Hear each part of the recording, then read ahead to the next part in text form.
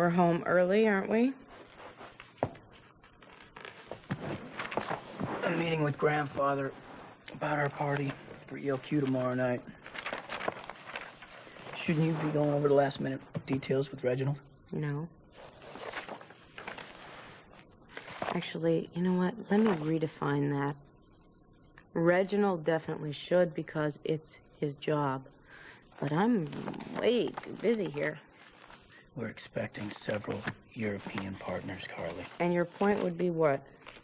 You see, you're not getting this. This is a very important party. Our family has always made a point on presenting a united front here. That's funny. I guess nobody bothered to mention it to Alan and Monica then, did they? AJ, what's the big deal? Your secretary can plan the party.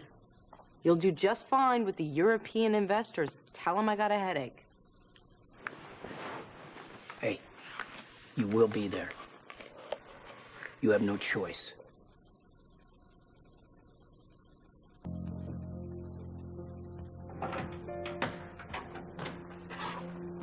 Hey.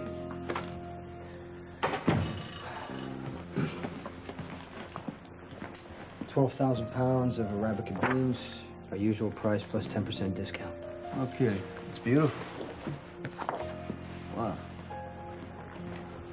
Hey, hold on a second. While you were out of town, Elizabeth Weber stopped by. She said she's worried about you.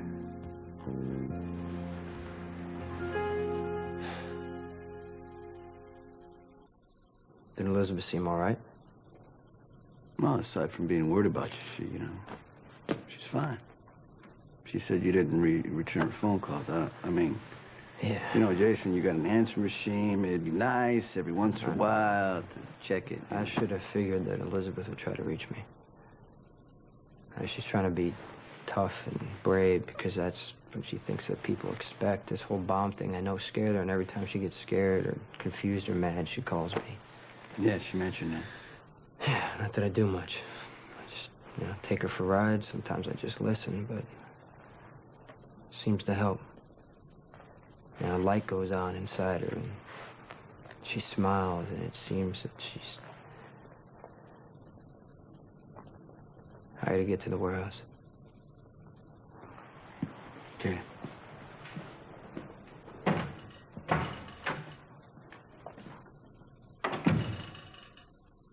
Doesn't this ever bore you, AJ? The threats and the blackmail and the whole... Just trying to make the best of a situation that you created, Carly.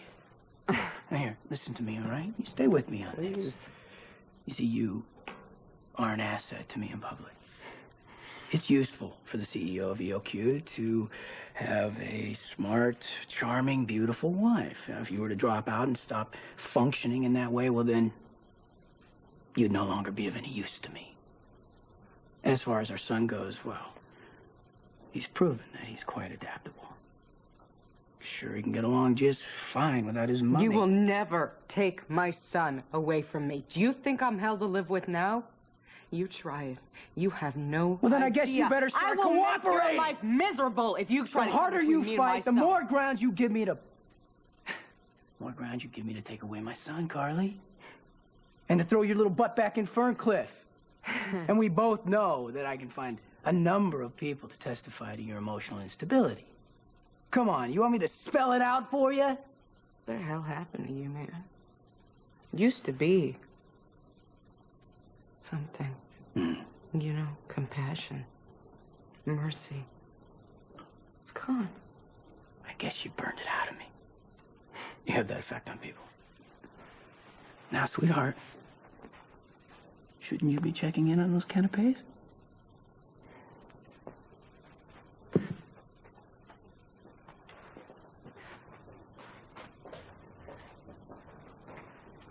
Good.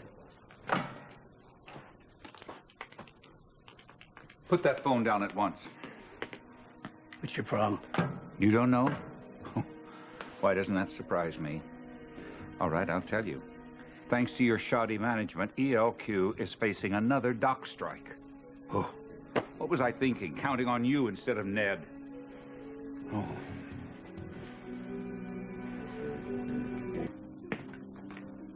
What in the hell are you doing here? I'm Edward's guest. Is that a problem for you?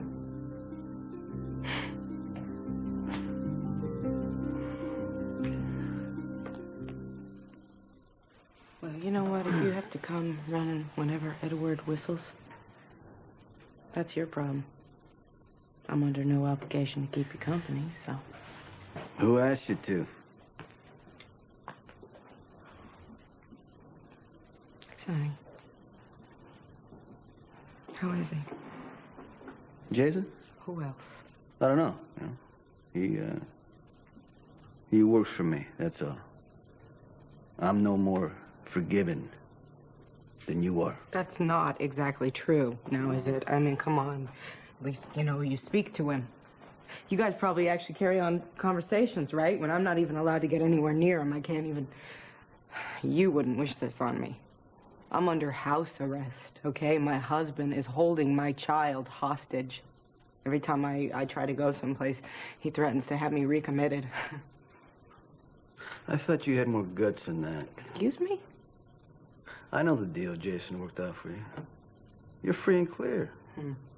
Legally sane, unconditional release. The only way they can send you back to Ferncliff now is if you ran around armed and dangerous. No, you know what?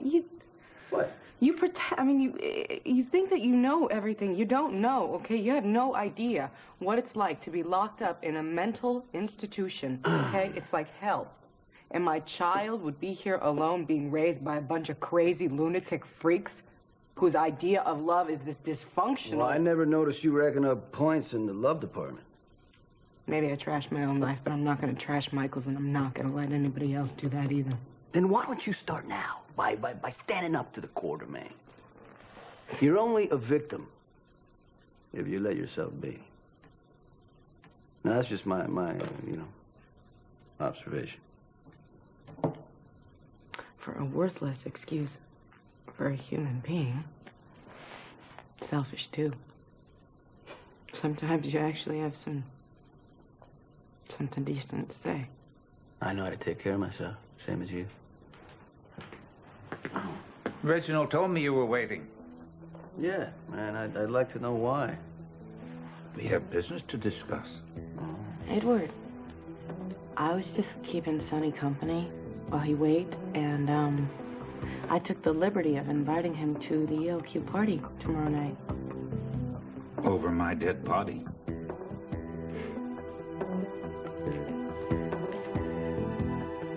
I do hope you'll be able to join us tomorrow evening. I think I can clear my schedule. I ask you here to negotiate a compromise with the union, not to invite you to a private party. All right, let me get this straight. You want a favor, but I am not good enough to attend a party in your home? How dare you? You're the cheat. You are an unscrupulous, immoral blackguard, and I would rather go bankrupt than to have you cross this threshold. Edward, why on earth are you being so rude to Mr. Corinthos? I think it might have something to do with the fact that I invited Sonny to the ELQ party tomorrow night. Oh, please say if you'll join us. Oh. I do so enjoy your company. I'd be honored to. Lila, if you're quite through flirting, I would like to discuss something with you in private. Of course, dear. I assume that you're going to be making that phone call to the union, right? I'll think about it. That scoundrel is an affront to everything that is decent in life.